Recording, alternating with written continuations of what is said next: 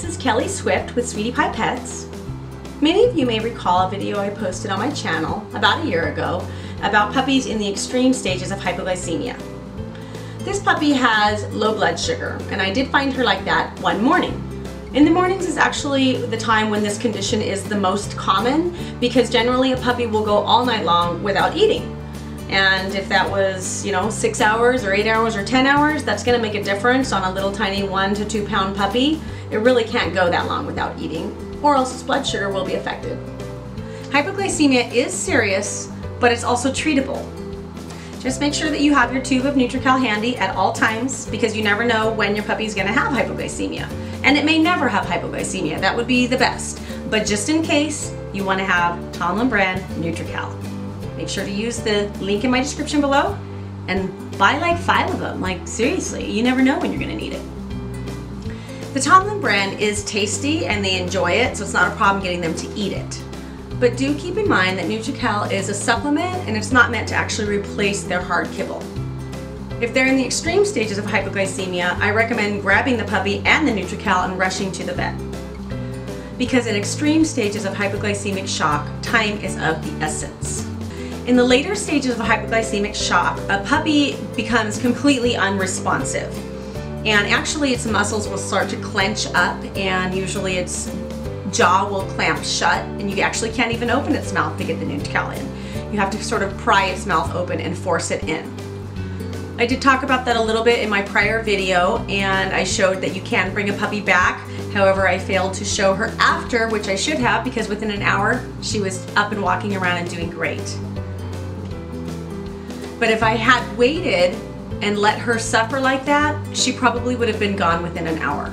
In later stages, a puppy in hypoglycemic shock will be unresponsive.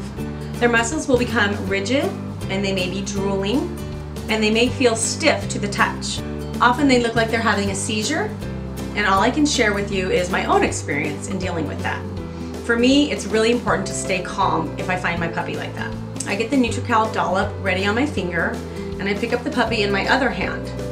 And in some cases I do have to pry the jaw open if it's clamped shut, and then very carefully I place a dollop inside their mouth. I just sort of smear a fingertip full on their tongue and then leave them be and let them relax for a few minutes.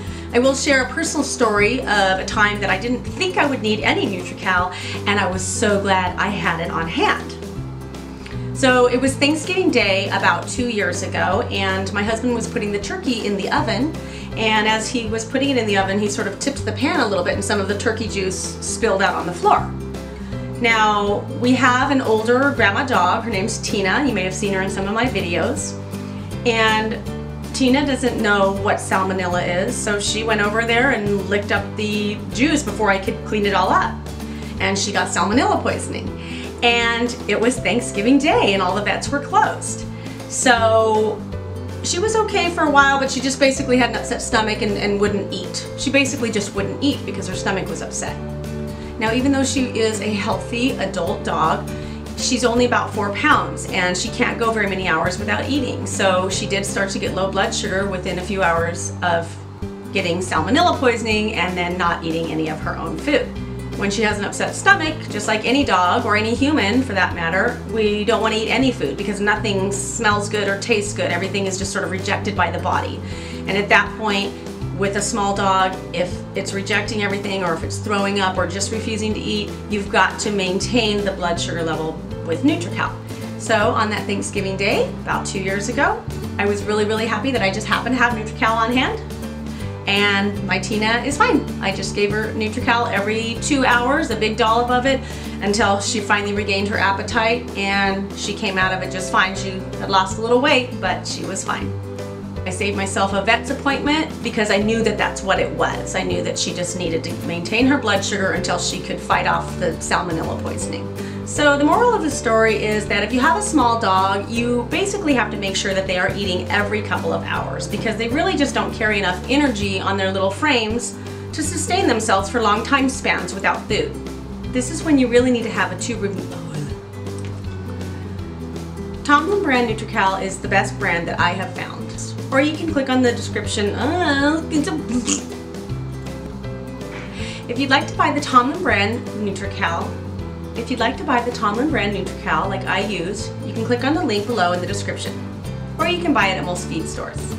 Nutri-Cal is not just empty calories. It has protein, fat, vitamins, and minerals, such as vitamin A, B1, B2, B12, D, and E. It has omega-3, omega-6, and 9 fatty acids, folic acid, calcium, and potassium. And most importantly, it's a quick source of calories when your sweetie pie appears to be lethargic. So the next question is, how much Nutri-Cal do I give her? Is my hair okay? It's like doing something. So the next question is, how much Nutri-Cal do I give her? Depending on the size of the dog, I place a little dollop on my finger. I like to think of it as toothpaste on a toothbrush. Depending on how lethargic she is, I'll give her more or less. This might be for a puppy that I felt was already in the stages of hypoglycemic shock. It's probably about a 1/4 teaspoon. Now, if I had a puppy that was not in shock yet, but I just wanted to prevent low blood sugar from happening, I would give less. So I would probably give about a pea-sized. Probably about that. You can see the difference. It's super stinky and super sticky, so just be prepared. Pew. However, the puppies like it. They don't seem to notice.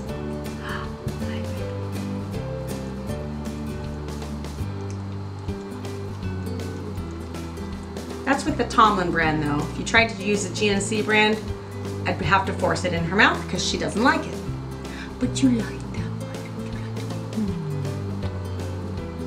You like it. It's a good baby. It's a great way to get your puppies to kiss you. You can just stick a little bit on your nose if you want.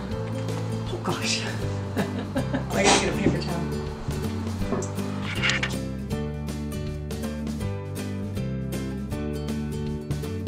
Another thing to consider is they can get low blood sugar level just from having to compete for the food if there's other dogs in the family.